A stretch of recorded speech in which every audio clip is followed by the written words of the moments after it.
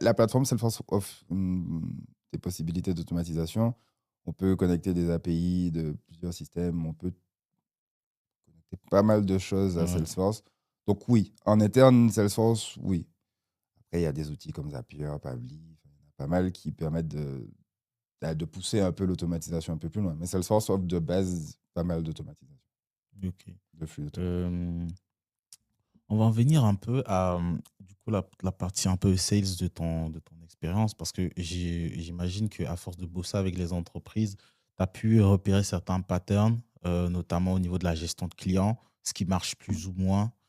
Pour toi, techniquement, c'est quoi les erreurs que les entreprises font généralement au niveau de leur gestion, la gestion que ce soit prospect ou client, et que toi, tu as l'habitude d'observer?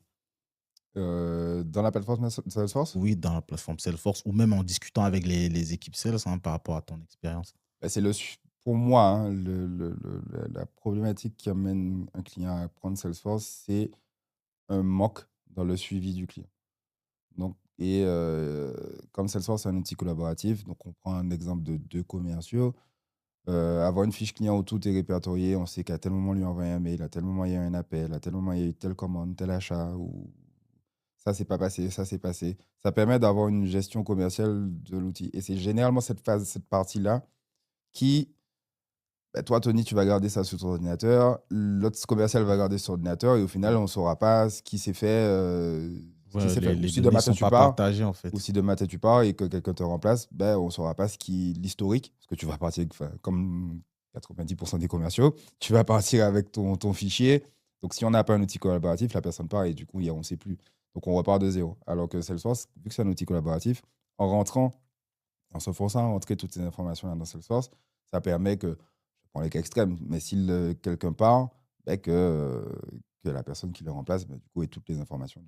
Ok. Est-ce que tu as déjà rencontré ça? Tu es arrivé dans une entreprise, on t'a dit, voilà, il y a le commercial, il est parti avec, je sais pas, 30% de notre base client. Non, non, non, ça m'est pas arrivé.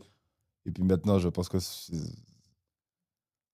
Un peu ben, plus comme on a de surveillé. plus en plus d'outils comme ça et on Ouais. laisse plus les commerciaux avec leurs fichiers à eux, chez eux, sur leur ordinateur, donc je pense que ça arrive de moins en moins. Et puis dans tous les cas, bon, on ne pourra pas empêcher quelqu'un de partir avec les données. Donc je pense qu'il faut faire la paix avec ça, je pense, et se dire que le commercial, s'il veut partir avec, il partira avec. Et je pense qu'il faut plus le mettre en confiance pour que du coup, ça- on n'en arrive pas à des extrêmes comme ça. Ouais.